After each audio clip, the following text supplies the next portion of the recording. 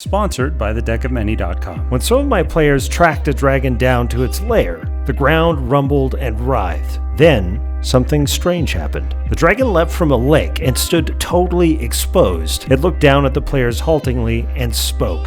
Have you come to look upon the majesty of Calatrox the Blue? And as it spoke, its words didn't seem to match its movements. As the conversation evolved, Ruin, our fighter, still rattled from a devastating trap, was alert.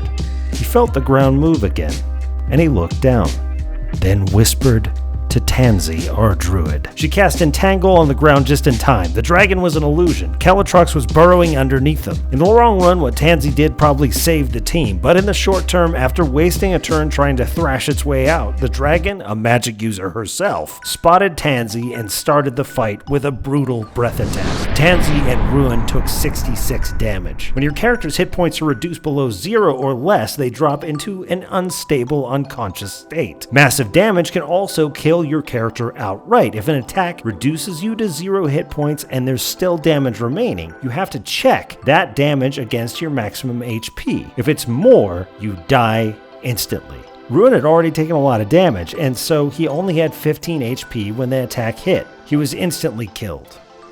Okay, let's say you're like Tansy, and it wasn't enough to kill you outright. Great, that means you have 0 HP and are basically unconscious and actively dying. Now, it's time on your turns to start making death saves. To make a death save, you roll a d20 with no modifiers against a DC of 10. You must make 3 death saves to stabilize and be treated as living but unconscious, and the only thing that can wake you up is gaining HP above 0 through either healing or resting. To die, you have to fail 3 death saves before you stabilize. Also, crit fails or crit successes count as 2 saves or 2 fails, respectively. Finally, if one of your friends doesn't want you to die and they have healing magic, they can heal you, which will instantly bring you back up. Or if they don't have healing magic, they can make a DC 10 medicine check. If they succeed, they stabilize you, but you're still unconscious. So, say your friends think that they have something more important to do. This is where D&D gets nasty. Any successful attack against an unconscious character counts as a single death save failure. But all attacks made against unconscious creatures have advantage, and if the attacker is within 5 feet, the hit counts as a crit. Critical hits that don't kill an unconscious character outright count as 2 death save failures. So God help you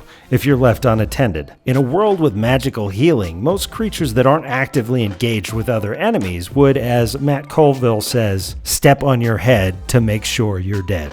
By the way, Tansy did make her saves, but when she awoke, only one other party member remained. Thanks for watching this episode of the Animated Spellbook, sponsored by thedeckofmany.com. They're making cards to help DMs and players alike keep the game moving with conditions, monsters, and more for 5th edition D&D. To get free shipping on North American orders of over $20, use the code SHIP20 at checkout. Website in the description.